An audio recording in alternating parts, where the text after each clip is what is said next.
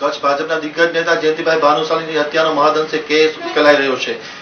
Ahmedabad ATS branch અને Ahmedabad crime બ્રાન્ચે બે મહત્વના આરોપીની અટકાયત કરી છે અને તેમની પૂછતાછમાં શંકાની શોય છબીલ પટેલ તરફ ટંકાઈ રહી છે। પોલીસે વધુ પૂછતાછ હાથ ધરી છે। અમદાવાદ, ગુજરાત અને પુના, ઉત્તર પ્રદેશ સહિતના વિસ્તારોમાં તપાસ લંબાવવામાં આવી છે। મનીષા ગોસ્વામી આ કેસનું મહત્વનું પાસું હોવાનું પોલીસે આજે પત્રકાર પરિષદમાં જાહેરાત કરી હતી।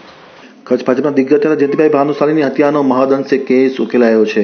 ખાસ કરીને અમદાવાદ ક્રાઇમ બ્રાન્ચ અને એટીએસ બ્રાન્ચે આ કેસની મહત્વની કડી મેળવી અને સફળતા સાંપડી છે। બે આરોપીની તાત્કાલિક અસરથી અટકાયત કરીને ધરપકડ કરવામાં આવી છે અને તેમની પૂછતાછમાં કેટલાક મહત્વના ચોંકાવનારા ખુલાસાઓ બહાર આવ્યા છે, એમ પત્રકાર પરિષદમાં તપાસની વરિષ્ઠ અધિકારી આઈપીએસ અધિકારી અજય તોમરે જણાવ્યું હતું। જયંતિભાઈ ભાનુશાલીના હત્યા કેસમાં નીતિન પટેલ અને રાહુલ પટેલ એમ બે શખ્સોની અટકાયત કરવામાં આવી છે અને તેમની પૂછતાછ હાથ ધરવામાં આવી છે। તેમણે ખાસ કરીને જયંતિભાઈ ભાનુશાલીની હત્યામાં શશિકાંત કાંબલે પુનાવાડા અને શેખ અશરફ અનવર પુનાવાડા આ બંને સાપ શૂટર સંડોવાયા હોવાની વાત સ્પષ્ટ કરી હતી।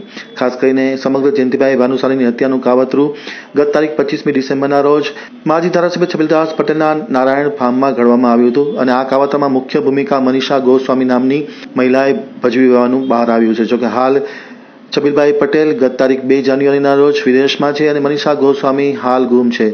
પોલીસ તેમને શોધખોળ આદરી રહી છે અને પોલીસ ખાસ કરીને ગુજરાત, મહારાષ્ટ્ર અને યુપીમાં તપાસ લંબાવી છે અને આગામી દિવસોમાં આ બંને સાપ શૂટર મનીષા ગોસ્વામી સહિતના આરોપીના જે નામો ખુલ્યા છે તે તમામ પકડાઈ જાય તેવો આશાવાદ પણ તપાસની પોલીસ અધિકારી વ્યક્ત કર્યો હતો। ખાસ કરીને કયા કારણોસર જયંતિભાઈ ભાનુશાલીની હત્યા કરવામાં આવી છે તે બાબત મહત્વનું છે અને તે બાબતની કડી મેળવવા માટે રાહુલ પટેલ અને નીતિન પટેલ નામના બે શખ્સોની જે ધરપકડ કરવામાં આવી છે તેમની વ્યાપક અને ગુપ્ત રાહે પૂછતાછ હાથ ધરવામાં આવી છે।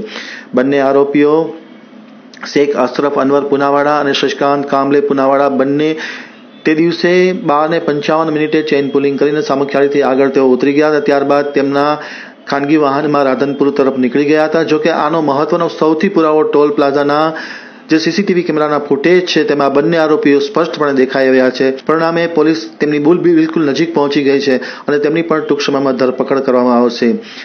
છબીલદાસ પટેલના ફાર્મ હાઉસ નારાયણ ફાર્મ હાઉસમાં હત્યાનું કાવતરું ઘડાવાનું સ્પષ્ટ થતા રાજકીય ગરમાવો પણ પરાકાષ્ઠાએ પહોંચ્યો છે અને આવતા દિવસમાં જયંતિભાઈ ભાનુશાલીના હત્યા કેસમાં નવા ધડાકા ભડાકા થશે તેવું જાણવા મળી રહ્યું છે અને ખૂબ ઝીણવટભેર આખી તપાસ અને પગલાં લઈ રહી છે।